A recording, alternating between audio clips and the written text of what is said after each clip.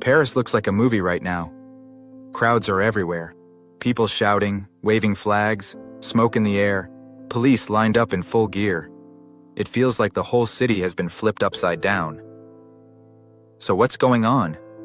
Why is Paris, one of the world's most famous cities, basically shutting down? Here's the deal. The French government just dropped a plan for huge budget cuts. Less money for schools, less money for hospitals, even cuts to pensions, the money people rely on after working their whole lives.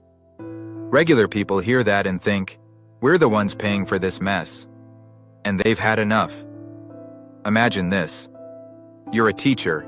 You already buy supplies out of your own pocket, and now your school loses funding. Or you're close to retirement, and suddenly the pension you counted on is shrinking. Would you stay quiet? Or would you hit the streets too? That's the reality for millions of French workers right now. And Paris?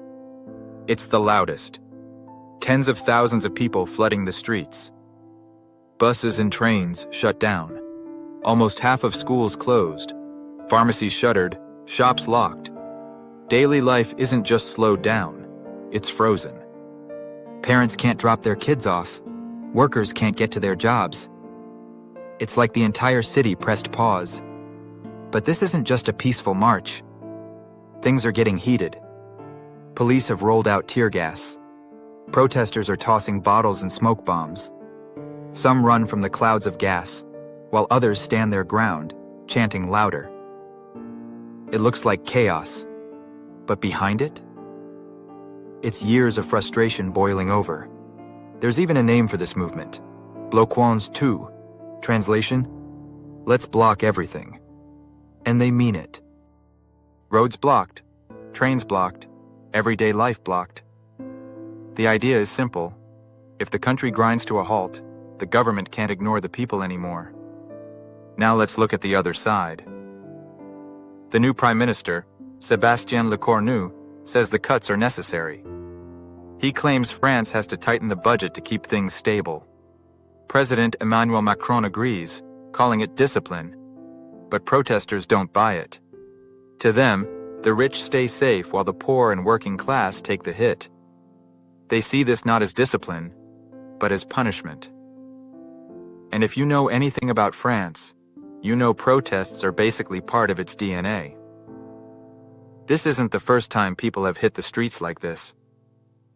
Remember the yellow vests? That started with higher fuel prices, and suddenly highways were full of angry drivers in neon vests. Go back even further, and you've got pension strikes, student uprisings in 1968, and, if you really want to zoom out, the French Revolution itself. History shows one thing. When French people feel ignored, they don't write letters. They take to the streets. And the numbers today are massive. The French government says around 55,000 people protested in Paris. Unions say it's way more. Nationwide, hundreds of thousands have joined. Schools, trains, pharmacies, flights, disrupted everywhere. Imagine if half of your city decided, nope, we're not working today. That's what France looks like right now. But here's what doesn't get talked about enough: the human side. Picture a single mom who can't get to her job because the trains aren't running. She's already struggling to pay bills. Or a student who just lost another week of classes because teachers are striking.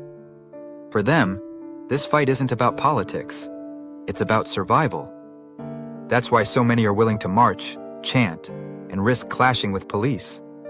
And listen to what protesters themselves are saying. One man shouted to reporters, "We're fed up.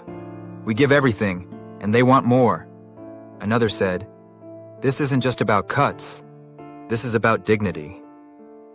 These voices tell the real story. People who feel squeezed dry, standing up together. Now let's zoom out. This fight in Paris isn't just a local issue. The rest of Europe is watching closely. If Macron backs down, it could inspire other countries to resist similar cuts. If he holds the line, it could push the French protests to grow even bigger, maybe even spiral into something the government can't control. And here's the scary part. Protests don't always stay peaceful. The longer this goes on, the higher the chance of escalation. More arrests, more violence, maybe even strikes spreading so wide that the entire French economy stalls. So where does this end? Does Macron bend under the pressure? Do the unions keep pushing until everything stops? Or is this just the opening act of a much bigger story? Paris is loud right now. Paris is angry. And the question is simple. How long can a government ignore the sound of a million voices in the street?